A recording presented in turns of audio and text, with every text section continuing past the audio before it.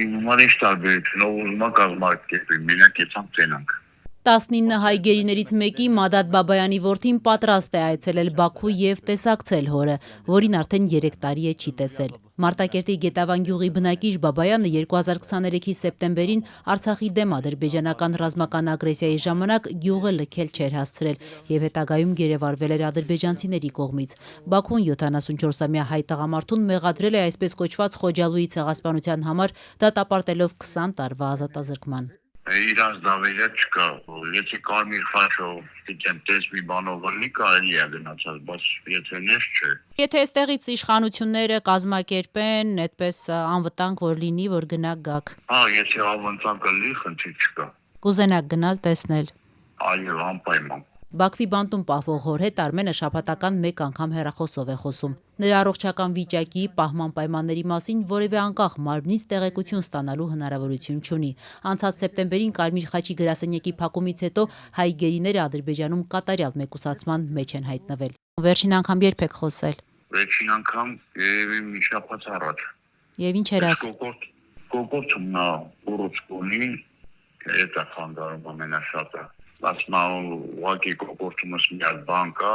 վերջին ինձ խանգարում է։ Նորմալ չեմ կարող շնչեմ, նորմալ չեմ կարող հաշտեմ։ Նախորդին հարազատներին տեսակցելու խնդրանքով Բաքվի բանտից Հայաստանի իշխանություններին էր դիմել Արցախի նախկին պետնախարար Ռուբեն Վարդանյանը, հարցնելով, թե ինչու Հայաստանի պաշտոնյաները Ադրբեջանի հետ բանակցում են տնտեսական հարցերի շուրջ, սակայն հայ գերիների կյանքի, առողջության եւ իրավունքների հարցերը պաշտոնական Երևանի օրակարգում չեն։ Հետևաբար Վարդանյանը խնդրել էր դիտարկել իր կնոջ Վերոնիկա Զոնաբենդի, ինչպես նաեւ մյուս բանտարկյալների հարազատների Բաքու այցելելու հնարավորությունը։ Արդյոք Հայաստանի պետական մարմինները պատրաստ են կազմակերպել Բաքվի բանտերում պահվող 19 հայերի հարազատների այցելություն Ադրբեջան։ Ոչ վարչապետ Նիկոլ Փաշինյանը եւ ոչ էլ արտգործնախարարությունն առ այս պահը չեն արձագանքել Վարդանյանի խնդրանքին։ Մինչդեռ իրավապաշտպանների համոզմամբ Հայաստանի պետական մարմինները կարող են կազմակերպել նման այցելություն, ինչպես որ դա անում են օրինակ հասարակական կազմակերպությունների դեպքում, որոնք արդեն 2 անգամ փոխադարձ այցեր են կատարել։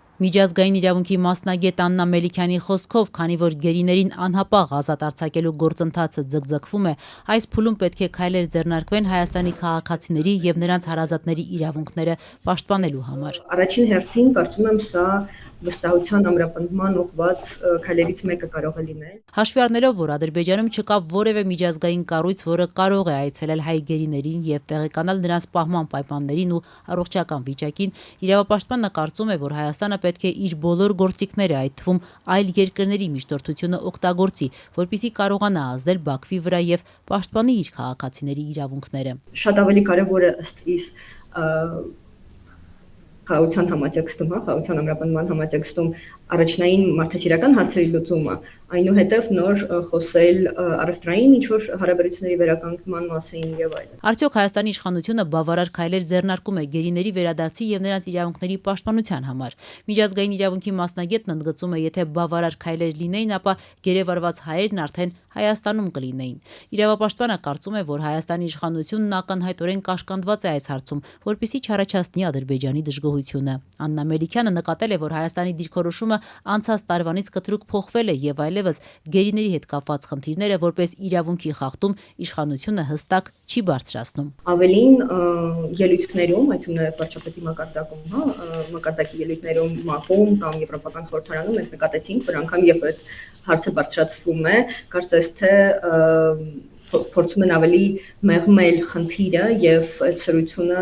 չզոքացնել։ Առայժմ միայն մարդու իրավունքների պաշտպան Անահիտ Մանասյանն է արձագանքել Բաքվի բանտից Ռուբեն Վարդանյանի խնդրանքին, սակայն նա էլ ըստ էության նշել է, թե ինքը այցելություններ կազմակերպելու եւ ադրբեջանական բանտերի վերաբերյալ գնահատականներ հնչեցնելու մանդատ չունի։ Դուք եք հասկանում, որ մոնիթորինգային լիազորություն ես չեմ կարող ունենալ այլ պետությունում եւ բնականաբար այդ բոլոր առանձնահատկությունները պետք է հաշվի առնենք։ Մարդկանց իրավունքները խախտում եւ ձեր լիազորությունն է Որ իրավունքը կներեք։ Եվ որն է իմ լիազորությունը հստակ էլի փաստերով կներեք։ Պաշտպանը միաժամանակ կարծում է, որ կառավարությունն անգործություն չի դրսևորում գերիների իրավունքների պաշտպանության հարցում եւ խոստանում դա նկատելու դեպքում բարձրաձայնել։ Եթե տեսած լինեմ կամ